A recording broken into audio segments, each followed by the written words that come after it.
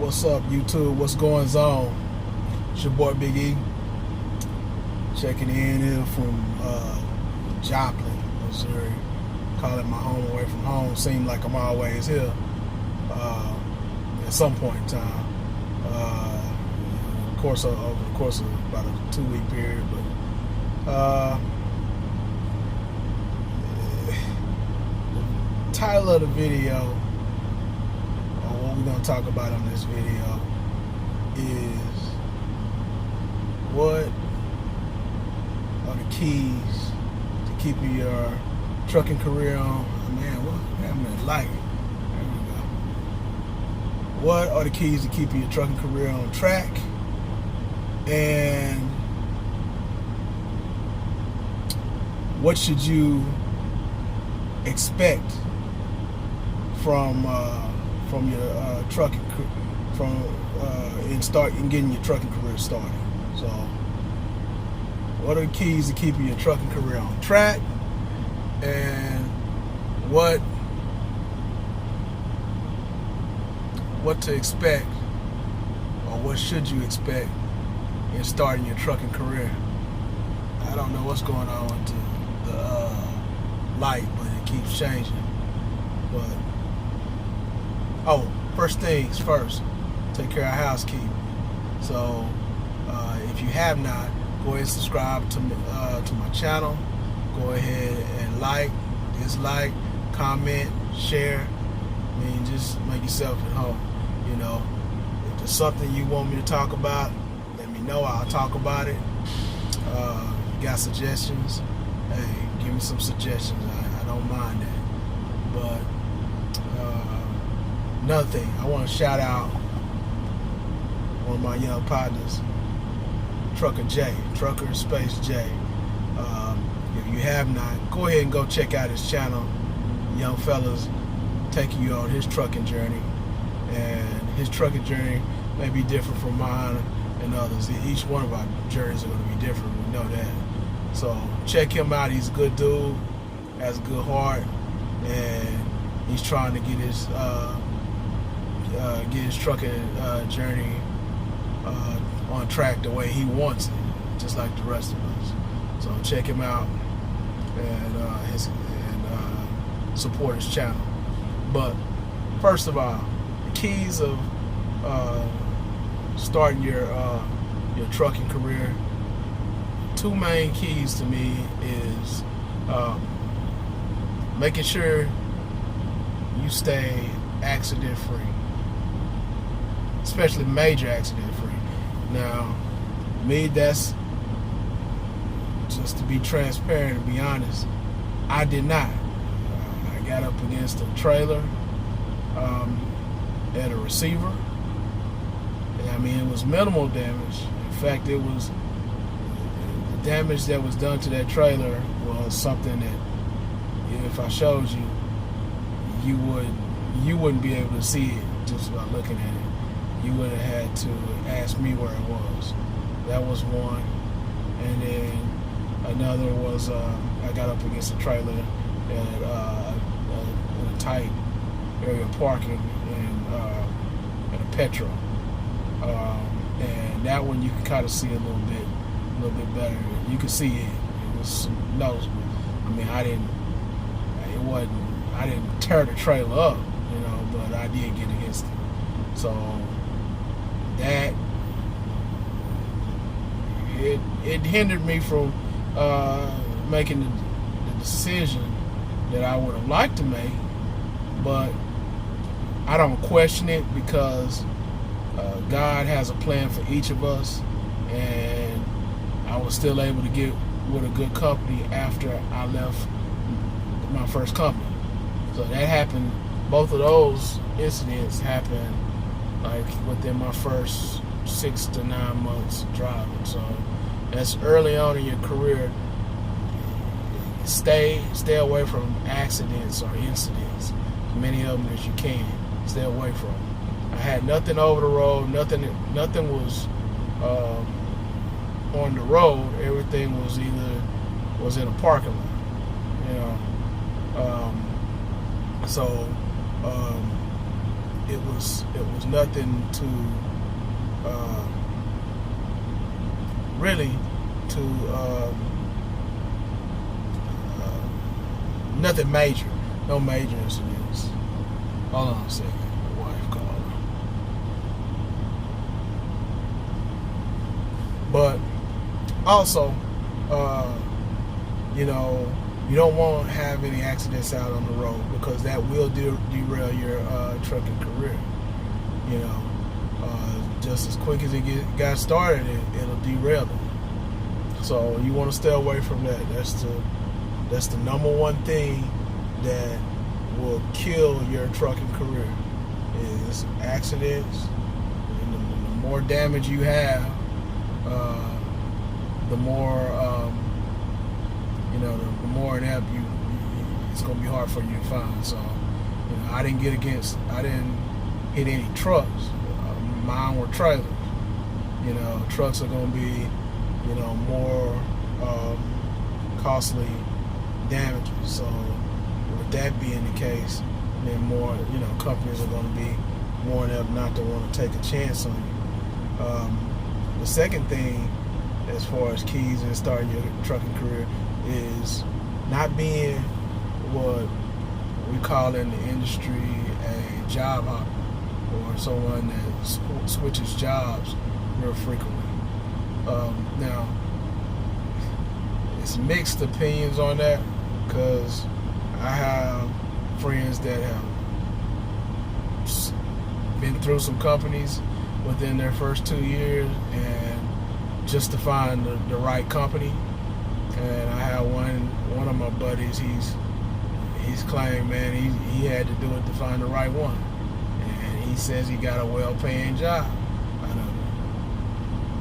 And then I have some friends that have changed companies, and then when they found a company that they may have wanted to go to, that company would not allow them to come over just because of the simple fact they had been to several companies in a short amount of time. So we know you gotta find a company that fits you, but in my honest opinion, and what I would say is, when you go through your training with your original company, I would say if you can, stick it out, try to make it work. You know, with me, like I said, I did I think it was like 3 weeks of training, and then you went out for 6 weeks of training with your over the road driver, or your mentor, however you want to put it. That period of time, that's probably the most difficult time in the whole situation. But if you can get through that part, do it. Try to get through that part. That's the key thing, is to get through that part, because that's the part that, let's say you do 2.5 weeks and you find out, man, you can't stand your trainer. Well, you leave the company or you go with another trainer, you're gonna have to do another 4 weeks unless they give you credit for those 2. You know, so if you leave the company, then you're gonna start all the way over. You know, as far as over the road training. So, you know, my trainer was all right. We didn't have the same.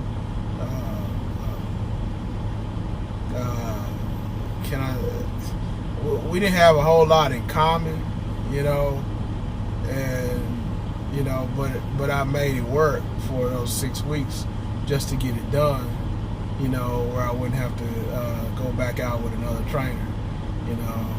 I mean, even our hygiene wasn't online with each other, but you know, I did what I could to make it work, you know. So do whatever it takes to get through that 6 weeks. You know, if you gotta shake and fake, how they say it, shake and fake, or fake and shake, you know, do that. You know, laugh at their jokes, dumb jokes, or you know, whatever. Don't get in it. Try not to get into any political conversations or any conversations about religion or anything like that, you know, restrain from that. Which me being in the workplace, having another career, they tell you to refrain from that anyway. You know, so don't get into conversation with about that. You know, unless you're sure that y'all see eye to eye on that. You know, and then you know, try to do what you can to get through that period of time. You know, would be my advice. You know, because it's a stressful time. You're excited at the same time. You learn a lot, and the trainer, he or she is stressful, and they're trying to teach you, and you know y'all have different habits, different ideas. So you know, if it's something that you disagree with, you know, but it's not a deal breaker, you feel like you can get through the time period you have on the truck together, just do what you got to do to get through it. Because at the end, your end goal is graduating that 6-week period, and then upgrading to your own truck, and then you run it the way you see fit. You know, but you got to get through that 6-week period first. So then, moving on to the second portion of this video, what are you owed as a trucker first getting in the industry? Well, you're not owed anything. You're absolutely nothing. You're not owed nothing at all. And I know and have talked to a lot of people that almost feel like they owed something, like they don't want to run this area, they don't want to run that area, you know, they only want to take loads here, they don't want to take loads there. Well, you can't view it that way, because right now you are in the process of truck backing. You're in the process of earning your respect, learning the ropes, and proving yourself. First thing you need to do in getting into the industry is understand that you're not owed anything, so you're proving yourself. Sort of like if you're a football fan, NFL football fan, or basketball player, it's a prove it deal. It's one of those deals where you got a year or however much time, you know, to prove yourself. So in trucking, you pretty much proving yourself, you know, and that's what are you doing for your driver manager. So your driver manager may give you some crappy loads at first, you know, loads that don't have a lot of miles, loads that make you sit more than what you want, you know, loads that challenge your driving skill. But that's their way of finding out what you're made of and how you're gonna be, you know.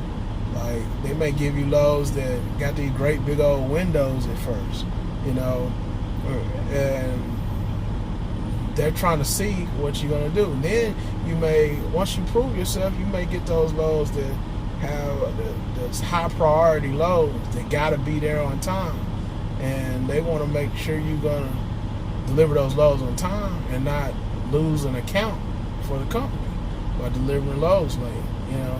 So the thing about it is, a lot of people say, well, do you have friends in trucking? You really don't, but at the same time, your driver manager and your planner are as close to friends as you're gonna have. And with your driver manager and your planner is, you want to show them that you run. You know, you want to show them that you get after it, because then they start chunking you better loads. You know, a load that might go to Jimmy over here or Mary over here, you might get it just solely on the fact of she knows or he knows that you're gonna run that load and you're gonna get it there on time. And it's a high priority load. And they unsure about Jimmy. Jimmy sometimes he late. Sometimes he don't like getting up sometimes. He stop at a bunch of truck stops on the way and throws him late, you know.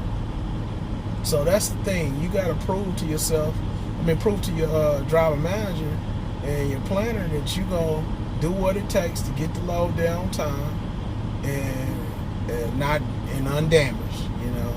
And that's the key to proving yourself in this industry. Like the driver managers I've dealt with to this point, that's what I try to do. Is I try to say, you know, what I need to do to prove to them that I'm gonna run and give me these loads, and give me the loads that I want, get me home the way I need to, and all that. Well, I run, and some things that I do that a lot of drivers don't do is I try to deliver my loads early when I can. I try not to be late. You know, if I go pick up a load early, I try to get it early. I try to maximize all my time out on the road. Now, I'm a regional driver, so I go home every 2 or 3 weeks, so I gotta maximize my time. Guys that's over the road or stay out for a month or 2 months, 6 weeks, whatever the case may be, you know, they may end up not maximize every minute, and that's fine. But you got to prove to that driver manager that you're a runner. Once you prove that, because you realize the trucking game is this: everybody's looking out for themselves, so they're looking out for booking loads. The scheduler is looking out. The scheduler is looking out for booking their loads. The driver managers are trying to keep you and the rest of her drivers moving, and you, let's not fake it and shake it. You trying to maximize your money. So that's what most people that got in this industry for, is to make some money. So the only way you're gonna do that is to maximize your time and to run. So you don't want your driver manager giving you little 200-mile runs all the time, because they not sure that you can get an 800-mile load there on time because you stop a lot, you know, or you don't like getting up, you know. So they give you little short runs, or that cause. It may sound like, well, I get a lot of loads. No, you getting a lot of loads, but you know, you wasting a lot of your day, you know, with changing load. When you got that 800-mile load or that 600-mile load, then, you know, you grab that load and you running, you know. You running just about all day, and you putting down miles. You ain't dealing with shippers and receivers, you know, the things that slow you down from getting to your money. So just remember that in this game, that it's your responsibility to prove to yourself, to that driver manager and that scheduler, that you're gonna run, you're gonna get the load there on time, you're gonna get the load there without any damage, and that when at all possible, you're gonna try to be as efficient as possible. So I'm not gonna hold y'all. You know, that was my little video for today. You know, again, if you have not, subscribe, like, comment, and share this video. And again, hit up my boy Trucker Space J, young fella. He look like he about 16, 17 years old, but he's over 21. He's in his mid-20s. So check him out. Check his video out, man. His channel out, and show him some love, and continue to show me some love. Y'all have a nice day. God bless you. Y'all be safe out there on the road. And your boy E is out.